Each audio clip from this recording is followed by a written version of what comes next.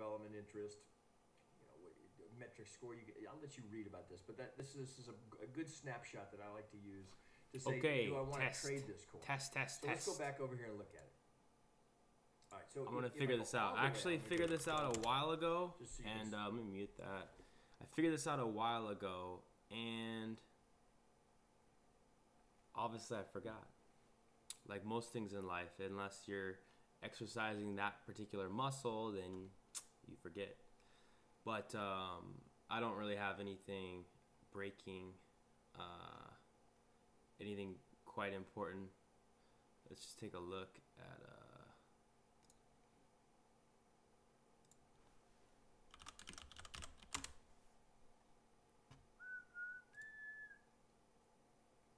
I hope that audio is not giving feedback again, but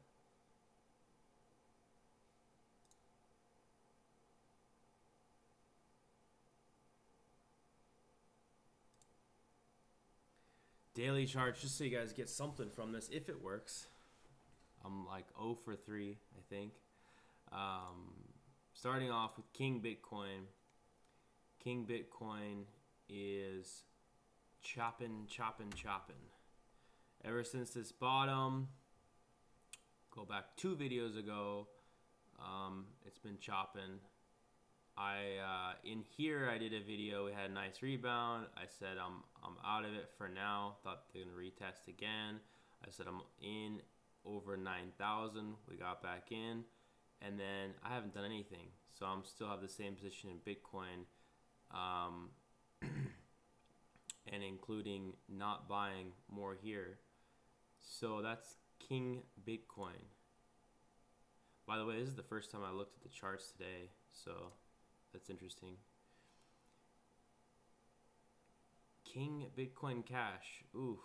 See? Look at that small difference. Above and below. The 50-day. See, we got a little bit above it. King XMR. King Monero. Like Monero, it's great.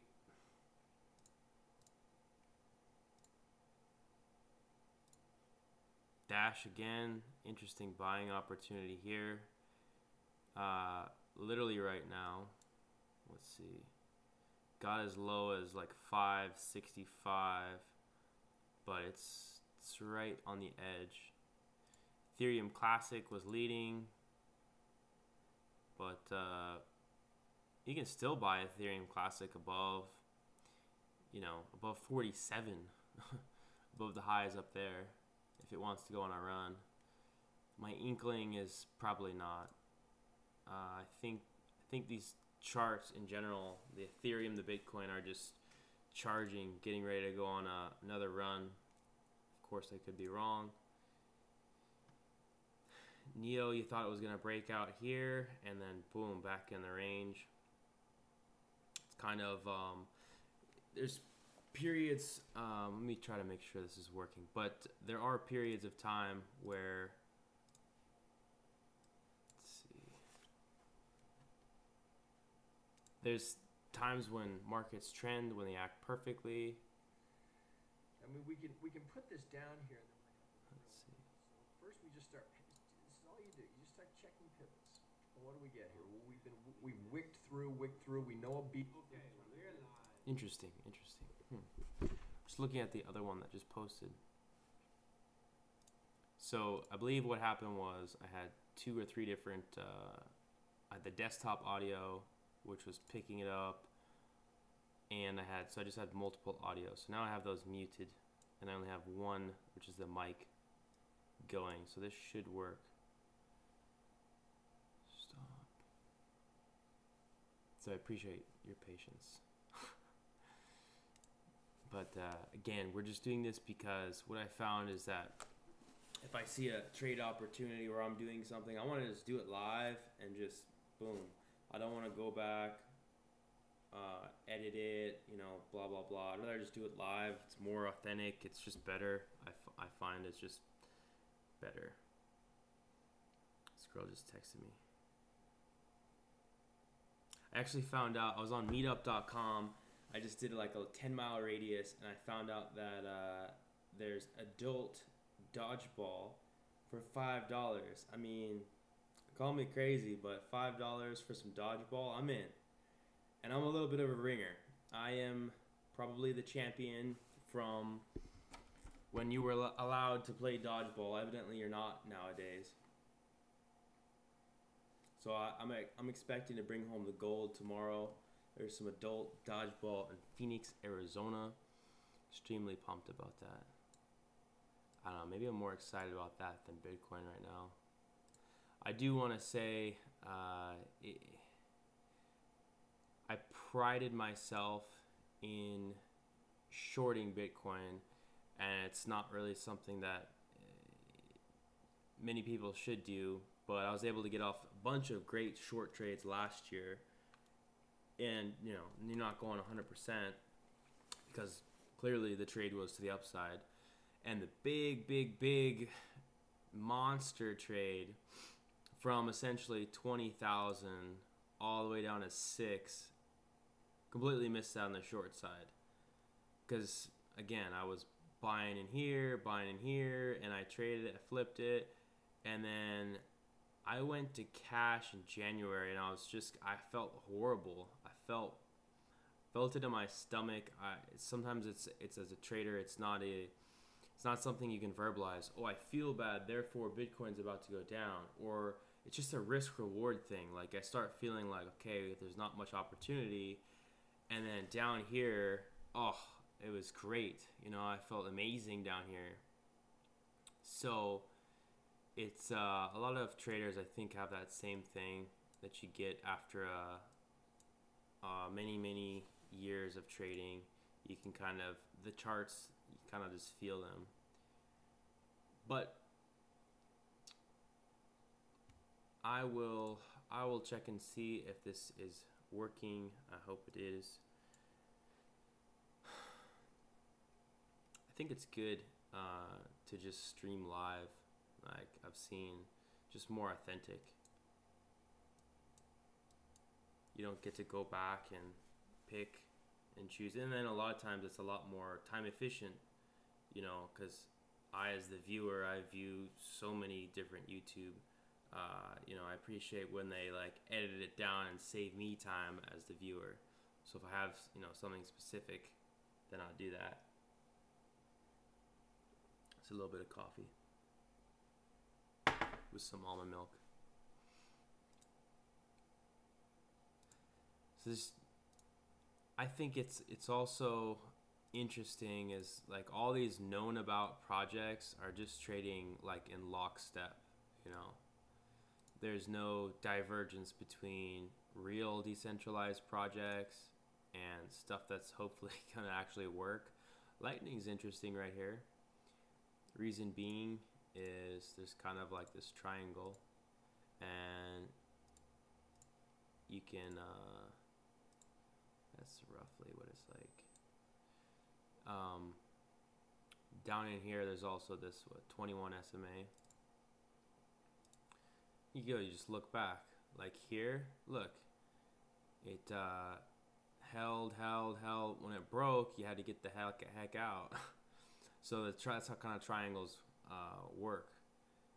But at the same time, in my experience with triangles, and especially crypto, you gotta have your stop kind of wide. So the triangle definitely breaks below, if it closes, price action closes outside of it.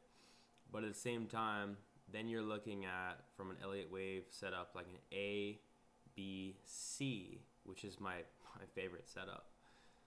If you know how to trade an A, B, C, and you find the right markets to trade in a trending environment, you're going to do really well. If I was to trade one setup, it'd be an ABC. Again, what's an ABC? Like this.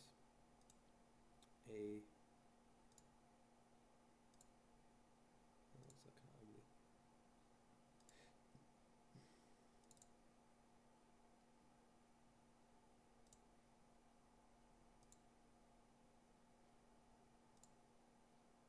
B, C. And usually these two are about equal in length. So if you did a Fibonacci extension and then you projected it from here, you would have about where it should reverse, and then you go within that and look at the price action. So if we're on a daily, we would probably go down to the 1 hour chart and look for a reversal. So if price was down here, then I'm looking for a reversal just like this candle, buy stop in here, target much higher, risk tight.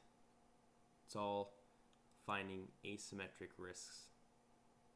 So this is a very long test, but hopefully this works. Again, the plan is if you see a notification in the future, I'm probably going to do some real analysis, and for me it'll be what I consider important. I'm also, because I'm going to delete this video, I'm also thinking about putting out a video of, I did over 2,000% in my crypto last year, and I don't really like having necessarily all the attention, but there's so many fakes, there's so many people that are, they don't know what they're doing, and I'm thinking about putting that video out because,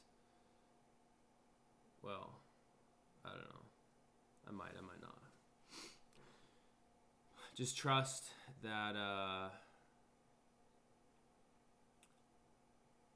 there's definitely better traders than me. My mentor is better than me. There's different times that favor certain strategies, trading strategies. Obviously, anybody trading crypto from the long side, if you're, the more risk you took on the long side last year in crypto, the earlier you got in, the earlier you bought shitcoins. Again, I don't believe that, but a lot of these projects are real. I like EOS, but now it's multi-billion-dollar market capitalization, and there needs to be some real projects, real use this year in that, for it to kind of generate the upward trajectory needed just to keep it at that market cap. That said, you look at something that's $6 or $8 billion in market cap, can it 10x? Easily. So that's why I maintain trading EOS on the long side. I mean, this market is still so small. It was pretty difficult for me to figure out how big the market can be, because it's just so arbitrary. But if you look at things like Mike Novogratz, what did he say? It's going to end in a crazy bubble. Yeah, and I think that's definitely true. Even the fact that during the 99, people think about the 2000 .com collapse, the NASDAQ, right? We're talking about NASDAQ tech stocks.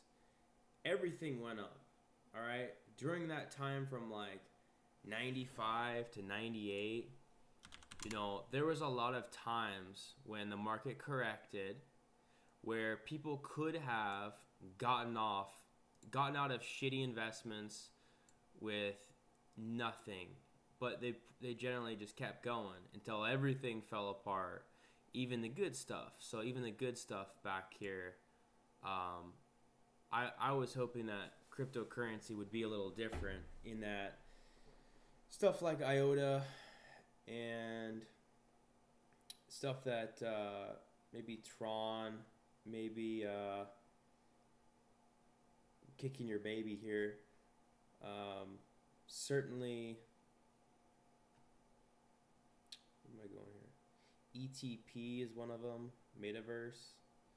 A lot of this stuff that just should not be trading for hundreds of millions of dollars. Hopefully, I was hoping that in a correction, it would kind of stay down, stay suppressed. They would kind of enter a bear market. People would give up on those, and then that market cap would go towards Bitcoin. But I'm open to the idea that, maybe that won't happen, and instead, everything's just gonna go up, kind of like the .com. new shit coins are gonna come. Maybe that's how it is. They're all competing for capital, right? But at the same time, a lot of new capital is coming in. It's very new and it's global. So Nasdaq stocks 6-7 trillion, I want to say. Gold, gold, uh, gold market cap 6 to 8 trillion. So current market cap of crypto, not quite, not quite 500, 442. So we're at 442. So a lot more ahead. Also, I thought it was interesting. If you do have time, if you have as much free time as I do, but if you're interested, in some, if you're, I want to say conspiracy theories. It's not really conspiracy theories. QAnon, okay, is allegedly somebody's from ex-military or current. He's posting all this intelligence, and if you go to roadmap, it's basically posting on like 4chan and 8chan, and a lot of the stuff I went over it over the weekend. It's very interesting. Another thing that I thought was interesting is Jeff Berwick and a lot of these conspiracy theorists. I think they have the world more accurate than the average American for sure. And generally, that's the way I like to think too. So it's just people kind of need to wake up by themselves. But he was saying that the economists like 20 or 30 years ago had this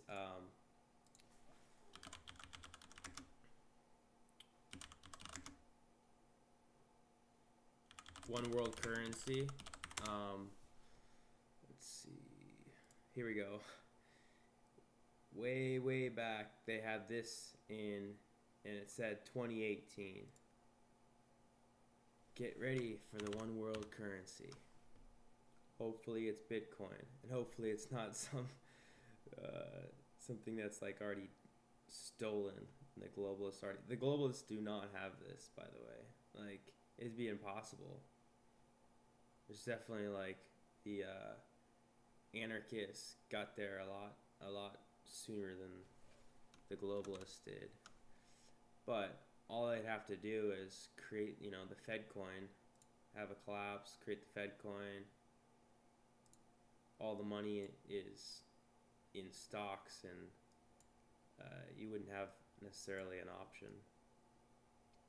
When I talked about the ABC, look, this is a giant ABC, or an expanding, but basically, and then from the lows in 2009, which was 666, we had 1, 2, 3, again, ABC, 4. So now we're looking for a big top. So I think we have 1, 2, 3, because it went so vertical. You're looking for the strongest wave. I think we might as far as SPX, SPY, go back down and test maybe way down in here over the next couple months, and that's another buying opportunity for the kind of last blow off top, maybe 2019. And then it's going to get a little challenging. Not to say that you can't have 5 waves up, then a corrective period, and then go back up to trend. But I'm just not seeing it. I think cryptocurrencies are the play. I mean, it'd be interesting to see what happens if the economy does get crashed for whatever reason. Nuclear war. And then what happens with cryptocurrencies? They might be 3x bigger market caps from here. The other thing is that, I just said gold market cap like 6 to 8 trillion. that's like Bitcoin's digital gold. But we're not talking about a lot of these cryptocurrencies. They're not even trying to be peer-to-peer e-cash type transactional currencies. They're just a platform which you build everything on. They're incentivized for developers, and there's no ruler like Facebook, like Google. So it's a bigger bar than even gold with these next generation platforms. And that's why they have such promise, but at the same time, we'll see what they're able to come out with. I think if I had personally $1 billion, like EOS has over $1 billion. I think it's just you'd have to kind of throw a lot of money out at the start to develop that movement to get things going, and instead of like spacing it out over time. But we'll see what happens. I think we're gonna have a lot of people make a lot of money in the next stage of developing and having a business that has a team of developers working on all these decentralized apps, products, and they're able to get money for these projects. So time to get your coding skills. If you have coding skills, that's what I would do 100%, because I think that this boom in the price that creates a lot of money and investment, and then they got to raise it to the next level. So you have to develop these platforms, and that's where a lot of the money goes. Not to say that you're not going to make a lot of money as an investor, but I think that's going to be a new area where developers are going to get paid quite well. So it'll be interesting to see which platforms can attract the most talented, the fastest, best execution from developers. And I think it's something like EOS that has a clear vision and multiple different code. I think it's like C, Python, whatever. There's a bunch of different. It's not just Ethereum. What's their Ethereum coding language? Which I hear is not quite as good. So that's very long. If you're with me for this test, thank you.